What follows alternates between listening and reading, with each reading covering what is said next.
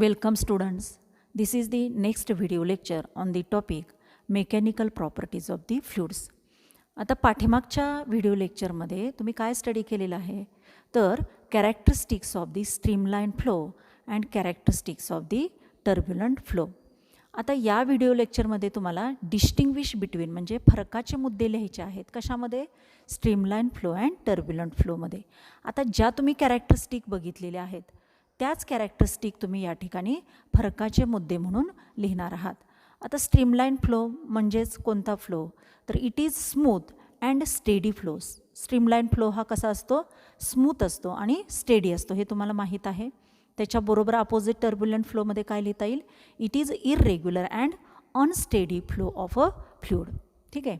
2 नंबरचा पॉईंट कोणता लिहिता येईल तर स्ट्रीमलाइन फ्लोमध्ये velocity of flow is smaller than critical velocity. तुम्हाला माहीत आहे स्ट्रीमलाइन फ्लोची जी व्हिलॉसिटी असते ती व्हिलॉसिटी कशी असते? क्रिटिकल म्हणजे एका पर्टिक्युलर व्हिलॉसिटीपेक्षा कशी असते? कमी असते. आणि टर्ब्युलंट फ्लोमध्येच हा फरकाचा मुद्दा कसा लिहिता येईल तर velocity of flow is greater than critical velocity. म्हणजे स्ट्रीमलाइन फ्लोमध्ये क्रिटिकल व्हिलॉसिटीपेक्षा स्ट्रीमलाइन फ्लोची व्हिलॉसिटी कशी असते? कमी असते. आणि टर्ब्युलंट फ्लोमध्ये काय लिहिता येईल तर टर्ब्युलंट फ्लोची जी व्हिलॉसिटी आहे ती क्रिटिकल व्हिलॉसिटीपेक्षा ग्रेटर असते. ठीक आहे.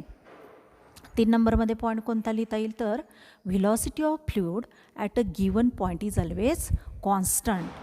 आणि टर्ब्युलंट फ्लोमध्ये तुम्हाला काय लिहिता येईल तर velocity of a fluid at any point does not remains constant. हा सुद्धा पॉईंट तुम्ही पाठीमागच्या लेक्चरला पाहिलेला आहे.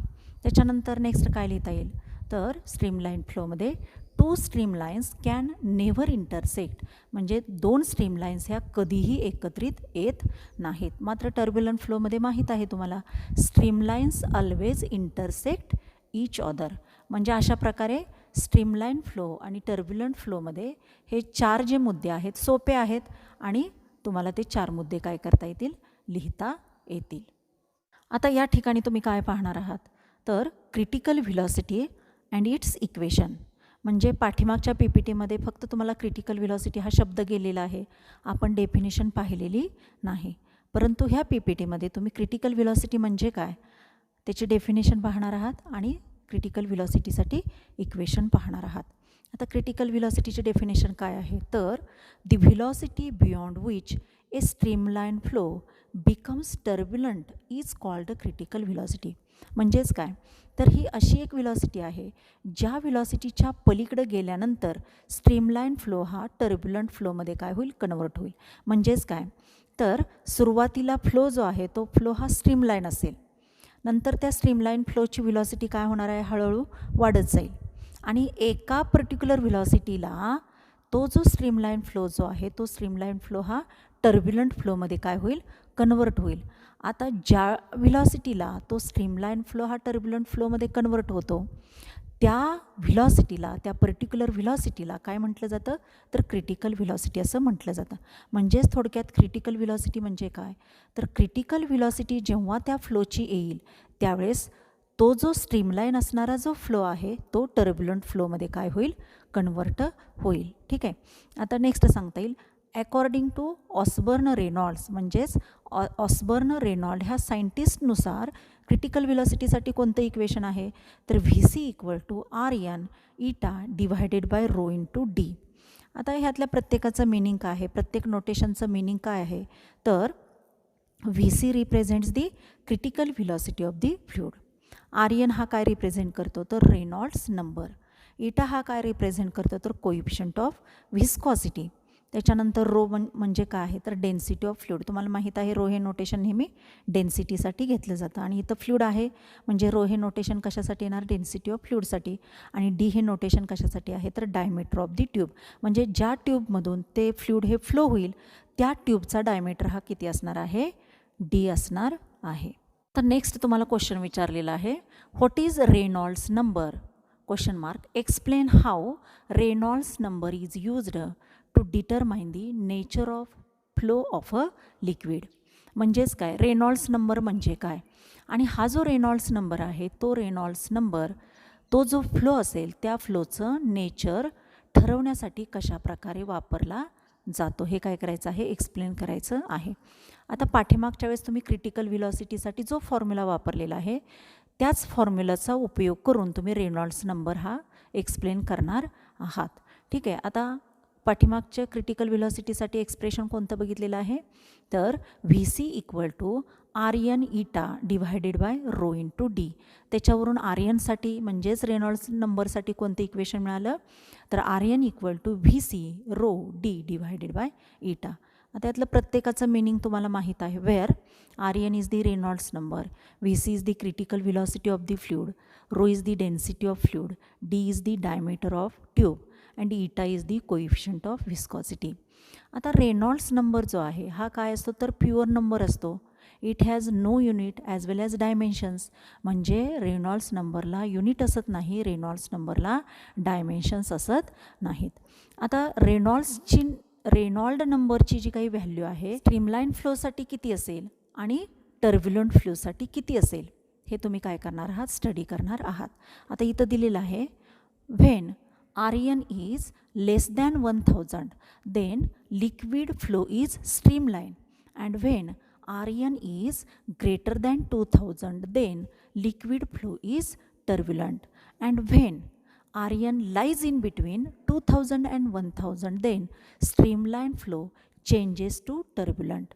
ज्यावेळेस RNची व्हॅल्यू ही 1000 आणि 2000च्या मध्ये असते त्यावेळेस स्ट्रीमलाईन फ्लो हा कशामध्ये कन्वर्ट होत असतो, तर टर्ब्युलंट फ्लोमध्ये कन्वर्ट होत असतो. म्हणजेच काय, तर रेनॉल्ड नंबरची व्हॅल्यू ही स्ट्रीमलाईन फ्लोसाठी 1000पेक्षा कमी असेल आणि टर्ब्युलंट फ्लोसाठी RNची व्हॅल्यू ही 2000पेक्षा कशी असणार आहे, जास्त असणार आहे. आणि ज्यावेळेस RNची व्हॅल्यू ही 1000पेक्षा जास्त असेल आणि 2000पेक्षा कमी असेल त्यावेळेस तो जो स्ट्रीमलाईन फ्लो आहे तो टर्ब्युलंट फ्लोमध्ये कन्वर्ट होत असणार आहे.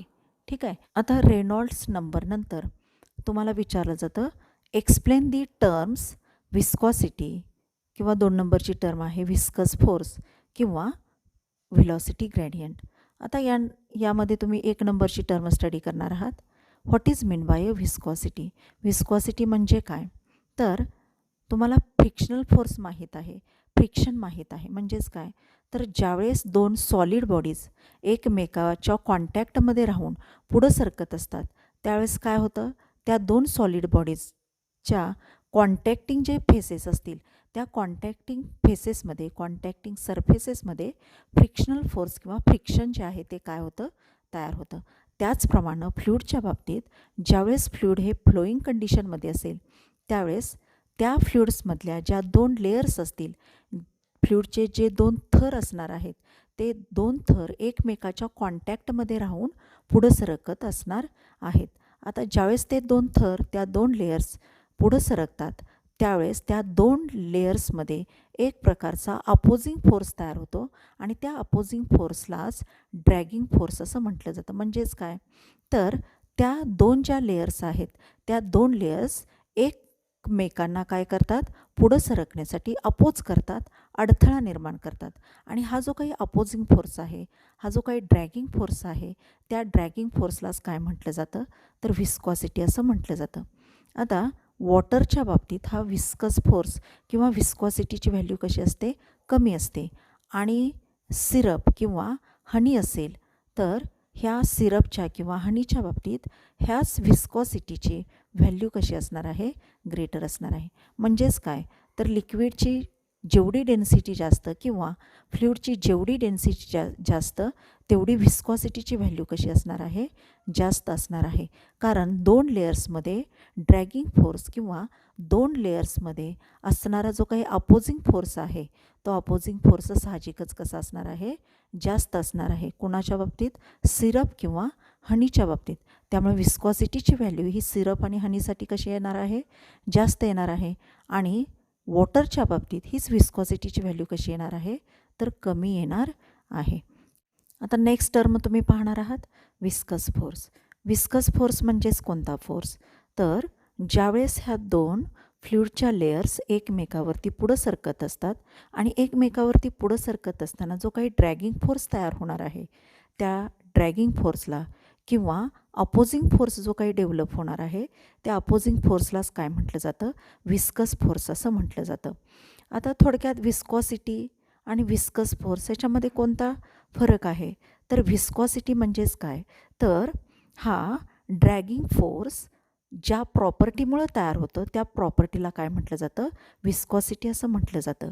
आणि विस्कस फोर्स म्हणजेच काय, तर ज्यावेळेस दोन लेयर्स एकमेकावरती पुढं सरकतात त्यावेळेस ह्या दोन लेयर्समध्ये जो काही ड्रॅगिंग फोर्स, जो काही अपोजिंग फोर्स तयार होणार आहे त्या अपोजिंग फोर्सलाच काय म्हटलं जातं, विस्कस फोर्स असं म्हटलं जातं. म्हणजेच काय, तर विस्कस फोर्सबद्दल तुम्हाला सांगता येईल, relative motion between different layers of fluid experiences a dragging force and that dragging force is called as a viscous drag or viscous force. आता पुढं सांगता येईल, dragging force is due to friction within the fluid itself. आता dragging force हा कशामुळे तयार होतो, तर due to the friction within the fluids itself. म्हणजेच जे काही फ्लुइडमध्ये दोन लेयर्समध्ये जे काही घर्षण होणार आहे, जे काही फ्रिक्शन होणार आहे त्या फ्रिक्शनमुळंच काय होतं, तर ड्रॅगिंग फोर्स हा त्या ठिकाणी तयार होतो. आणि कशामुळं ड्रॅगिंग फोर्स तयार होतो, तर between the fluid and its surrounding.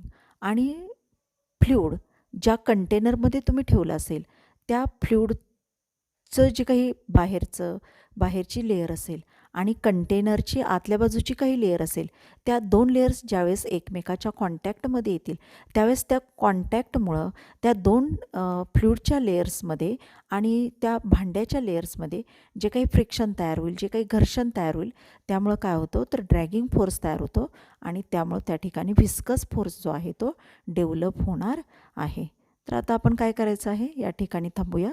Next G term आहे व्हेलॉसिटी ग्रेडियंट ते आपण नेक्स्ट लेक्चरला पाहणार आहोत.